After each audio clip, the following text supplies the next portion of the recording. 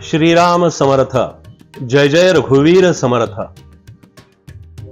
श्री समर्थ रामदास स्वामी मठ, श्री क्षेत्र खदगाव, आनंदी नारायण कृपा न्यास या न्यासाच्या वतीनं आणि समर्थ मठाच्या वतीनं विविध अशा प्रकारचे उपक्रम राबवले जातात की जे उपक्रम मठासाठी म्हणून राबवणं जितकं आवश्यक आहे तितकंच ते समाजासाठी राबवणं खूप आवश्यक आहे. आणि याच्यातलाच एक महत्त्वाचा भाग म्हणजे ही गोशाळा आहे, हे गोधन आहे, हे भारतीय संस्कृतीचा एक उत्तम आदर्श ठेवा आहे. असं म्हटलं जातं की या गायींच्या मध्ये 33 कोटी देवांचं वास्तव्य आहे.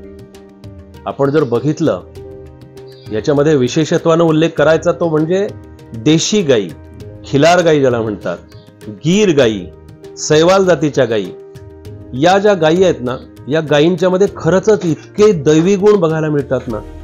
आणि या गायींचं वैशिष्ट्य असं आहे, या गोधनाचं वैशिष्ट्य असं आहे, उत्तम प्रकारच्या अशा प्रकारच्या आयुर्वेदिक आपल्या शरीराला आवश्यक असणाऱ्या औषधी निर्माण होत आहेत. या गायींच्या मध्ये जसं असं म्हटलं की 33 कोटी देवांचं वास्तव्य आहे. काय अर्थ असेल याचा?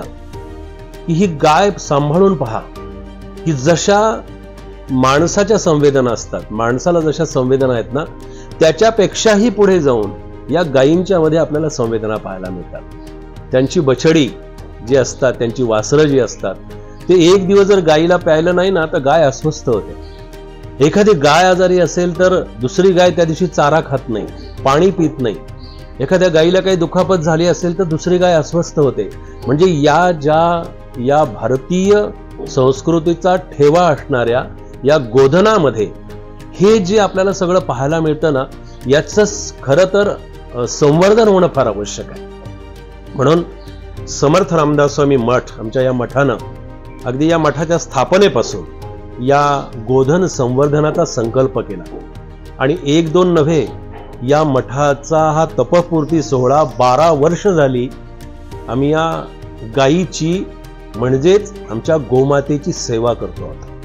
आणि ही सेवा करत असताना मठाच्या प्रत्येकाच्या आमची अशी भावना आहे की ही निस्वार्थपणे चाललेली सेवा जरी असली, निश्चितपणे ही निस्वार्थ सेवा आहे, पण या गायींसाठी लागणारा चारा असेल, त्यांच्यासाठी त्यांची करावी लागणारी राखण असेल, त्यांचा औषधोपचार असेल, त्यांच्या ज्या काही गोष्टी असतील त्या सगळ्या करणं खूप आवश्यक असतं.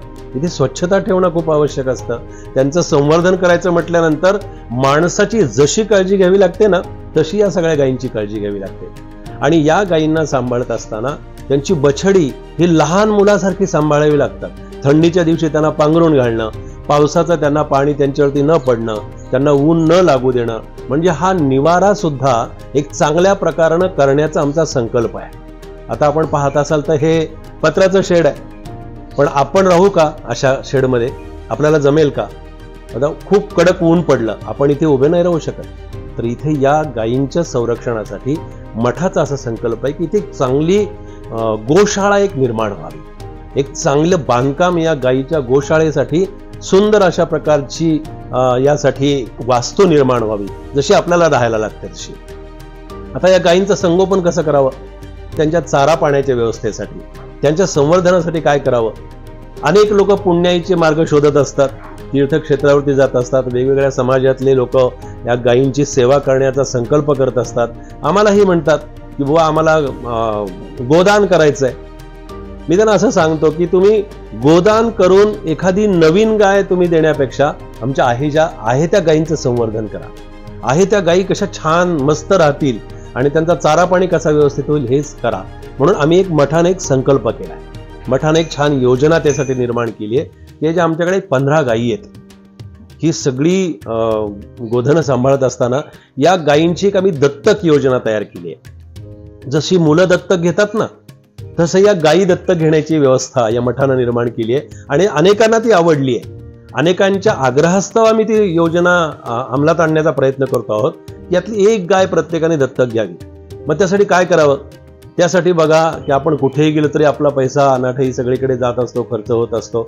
मग गायीसाठी फक्त आणि फक्त महिन्याला फक्त 5,000 रुपयाची आपल्याला व्यवस्था करायची आहे. 5,000 रुपयामध्ये एक गाय आपल्याला दत्तक घ्यायची. मग तिचा महिन्याचा जो खर्च आहे तिचा महिन्याचा खर्च त्या एका गायीचा त्या रकमेतून त्या सेवेतून आपल्याला करता येतो. अशा 15 गायी आहेत. मग ही दत्तक योजना अनेकांना आवडते, अनेकांच्या समोर आम्ही ती ठेवलेली आहे. मग तिचं चारा पाणी, तिचं संवर्धन, तिच्यासाठी माणूस, तिच्यासाठी सगळी व्यवस्था, या सगळ्या गोष्टी या गायींच्यासाठी आपल्याला निर्माण कराव्या लागतात. अशा प्रकारची ही समर्थ रामदास स्वामी मठाची ही गोशाळा आहे. अनेक प्रकारच्या गायी इथे आहेत आणि त्या गायींपासून आम्हाला अत्यंत आनंद होतो हे सांभाळत असताना. आणि अतिशय आम्ही श्रद्धेनं, सेवाभावानं आणि छान त्यांच्या सेवेमध्ये आम्ही सगळेजण त्याचा आनंद घेत असतो. ज्या भाविकांना, ज्या भक्तांना आमच्या समर्थ मठाच्या गोशाळेसाठी, या गोशाळेचं नाव आहे आनंदी नारायण गोशाळा. याच्यासाठी आपल्याला जी दत्तक योजना जी आपल्याला सांगितली, त्या दत्तक योजनेसाठी किंवा त्यासाठी त्यांना भाग घ्यायचा असेल, त्या सेवेमध्ये सहभाग द्यायचा असेल, गायींच्या चाऱ्यासाठी काही सेवा करायची असेल, तर त्याच्यासाठी आमच्या या स्क्रीनवरती एक नंबर येईल, एक फोन नंबर येईल. त्या फोन नंबरवरती आपण संपर्क साधून या सेवेमध्ये सहभागी होऊ शकतो.